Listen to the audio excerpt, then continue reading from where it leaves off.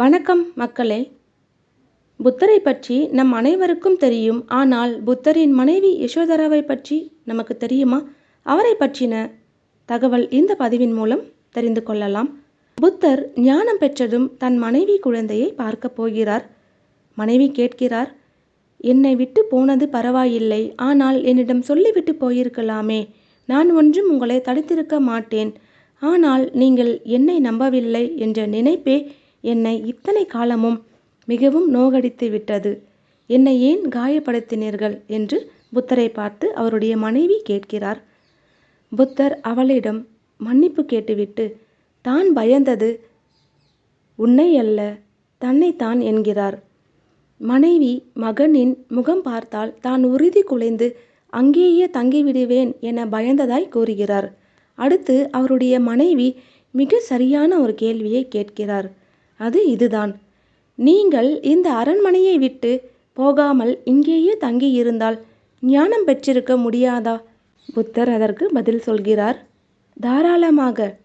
அதற்கு நான் மலை, காடு, ஆசிரமங்கள் எல்லாம் தேடி அலைய வேண்டியதில்லைதான். ஆனால் இங்கிருந்து ஓடி போகும்போது நான் அதை அறிந்திருக்கவில்லை.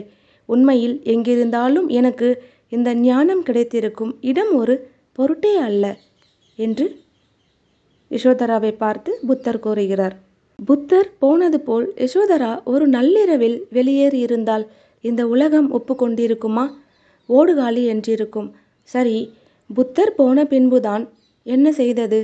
அவளை வாழாவெட்டி என்றது. அப்படி ஒன்றும் வயதாகிவிடாத அழகு மங்கை, ஒற்றை குழந்தை ராகுலன் விடுமா? ஆண் வர்க்கம் சாதாரணமாய் இருந்தாலே விடாது. உரிமையாய் ஒரு ராஜ்யம் வேறு. எவ்வளவு போராடியிருப்பாள்! புத்தர் போனதும் தன் தலையை மடித்து கொண்டாள்.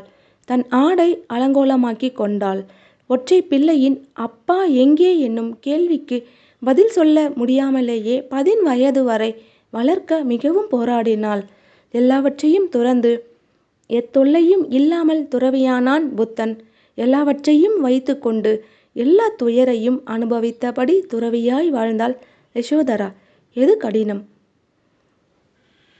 இந்த பதிவை பார்த்து நீங்கள் என்ன நினைக்கிறீங்கன்னு மறக்காமல் கமெண்ட் செக்ஷனில் சொல்லுங்கள். நன்றி.